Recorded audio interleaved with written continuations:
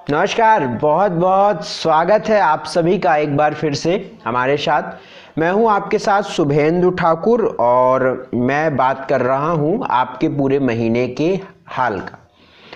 आपके पूरे महीने का प्लान कैसा होगा, कहां पर कैसे बदलाव लेने होंगे, कौन सा ग्रह कहां पर कब कैसे करवट ले रहा है, उन सारी बातों को समझने की ज़रूरत है। हो सकता है कि अगर आप उस बातों को बचाव कर कर चलें तो आपके मार्च महीने में कुछ होने वाली अनहोनी से आप बहुत बच जाएं।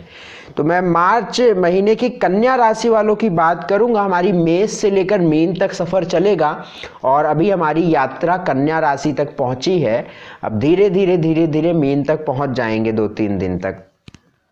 तो आज हम बात करेंगे कन्या राशि वालों की। यदि आपकी कुंडली में आपका चंद्रमा 6 नंबर में लिखा हुआ है तो ये वीडियो आपके लिए है। आपकी लग्न यदि कन्या है तो ये वीडियो आपके लिए है। तो ये लग्न और राशि दोनों पर आधारित है, यानी कि ग्रह का जो गोचर होगा वो कन्या पर होगा, यानी कन्या राशि पर। तो आपकी यदि कन्या लग्न है तो कन्या राशि है तो दोनों पर इफेक्ट आएगा। सिंपल सी बात है ना। तो अगर हम कन्या राशि वालों की बात करें तो आपके ग्रह कैसे रहेंगे, कहां पर कैसे बदलाव लेंगे भैया। देखिए, आपका जो राशि स्वामी होगा वो 6ठे भाव में गोचर कर रहा है। कन्या राशि का जो बुध है राशि स्वामी, वो 6ठे भाव रोग ऋण और शत्रु में गोचर कर रहा है। उस बुध के साथ सूर्य भी बैठे हुए हैं 6ठे भाव में, जो 15 मार्च तक कुंभ राशि में दोनों लोग रहेंगे।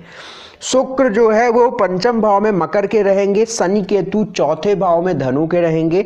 बृहस्पति वृश्चिक के 3रे भाव में रहेंगे। राहु मिथुन के 10म भाव पर रहेंगे। मंगल मेष के 8म भाव पर रहेंगे। ये मंगल की पोजीशन कन्या राशि वालों के लिए बिल्कुल अच्छी नहीं है। अब कैसा रहेगा हालात, देखिए समय तो अच्छा है, इसमें कोई दो राय नहीं है, समय अनुकूल है। आगे बढ़ने के बहुत सारे अवसर आपको मिल रहे हैं, ठीक है ना। तो आगे तो आप बढ़ेंगे ही बढ़ेंगे, उसमें कोई दो राय नहीं है। लेकिन यह पूरा महीना जो रहेगा ना वो काफ़ी भाग दौड़ वाला रहेगा। वहाँ जाना, यहाँ करना, उस शादी में अटेंड होना, उस पार्टी में जाना, तमाम ऐसी स्थितियाँ रहेंगी। दूसरी बात, माता के स्वास्थ्य और दूसरे रिश्तों को बहुत संभाल कर चलना है। माता से भी रिश्ते अच्छे रखकर चलिए, माता के स्वास्थ्य का भी ध्यान करके चलिए और दूसरे रिश्तों को भी बहुत तवज्जो देकर चलिएगा। नहीं तो ये महीना आपके रिश्तों को लेकर अच्छा नहीं मानता हूँ। इस महीने में मित्रों का आपके सहयोग मिलेगा व मित्रों के साथ आप एंजॉय कहीं पर करेंगे, आनंद करेंगे। फिर भी मन संतुष्ट नहीं रहेगा। कहते हैं ना कि जब केतु 4थे में बैठता है, सुख स्थान पर केतु बैठा है कन्या राशि वालों के लिए, तो वो सुख की तड़प देता है, और सुख और आनंद और प्लेजर और लग्जरी वो तड़प देता है। शुक्र केतु क्या है, केतु में तड़प तो ही है ना। केतु के पास अमृत नहीं पहुंच पाया था।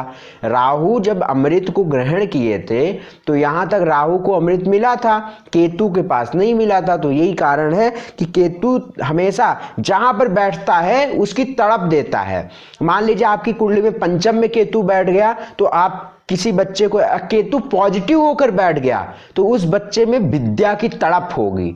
8म में बैठ गया तो उस व्यक्ति में एक आध्यात्मिकता की तड़प होगी, आध्यात्मिक ऊंचाइयां पाने की तड़प होगी।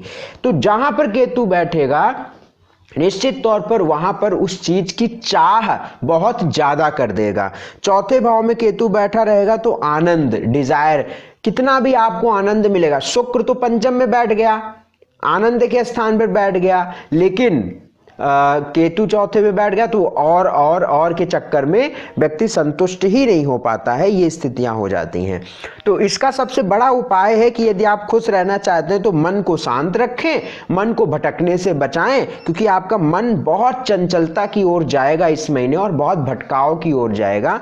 5म में शुक्र गोचर कर रहा है। इंटरटेनमेंट, चकाचौंध की दुनिया, ये सारी चीजें आपको इस महीने बहुत पसंद आने वाली हैं। आगे देखता हूं तो 15 मार्च के बाद आपके वैवाहिक जीवन में समस्याएं शुरू हो सकती हैं। कारण सूर्य 7म में, हमेशा कहता हूं सप्तम का संबंध 6, 8, 12 से बनेगा। जिस क्षण बनेगा, जिस वक्त बनेगा, जिस वक्त वो ग्रह उन नक्षत्रों से संबंध बनाएगा जो सेपरेशन करने के कारक होंगे, उस वक्त आपकी मियाँ बीवी यानी पति पत्नी में लड़ाई होगी।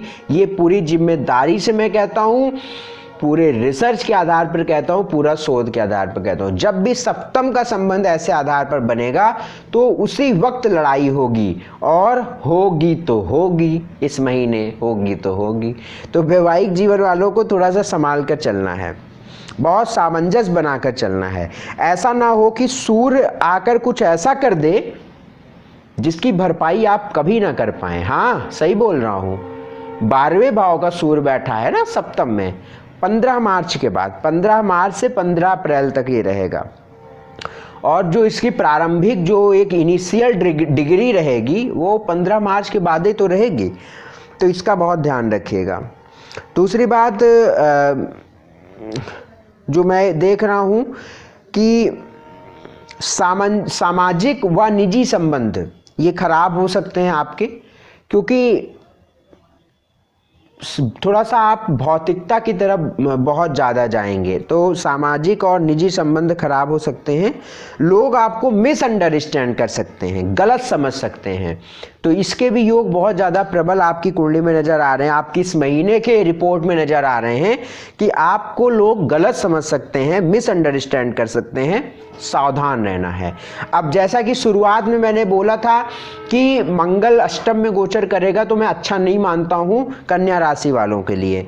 वाद विवाद हो सकता है, वाहन बहुत ध्यान से चलाना है, किसी धारदार चोट या ब्लड निकलने के योग बनते हैं जब मंगल अष्टम में गोचर करता है। और जिनको पाइल्स की प्रॉब्लम रहती है या खास तौर से किडनी से रिलेटेड यूरिन की प्रॉब्लम रहती है, तो उनको भी इस समय को बहुत ध्यान करके चलाना है। उपाय क्या किया जाए कि आपके यहाँ पूरा महीने बहुत शानदार होकर जाए, आप बहुत खुश रहें, मस्त रहें, आनंद के साथ रहें। उपाय क्या करना है?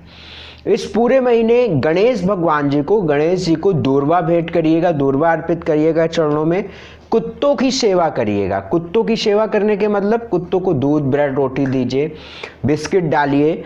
बड़ों का सम्मान करना है। अगर आप कन्या राशि वालों का ये करते चलेंगे, अंधों को भी खाना आप खिला सकते हैं, चौथे में केतु है।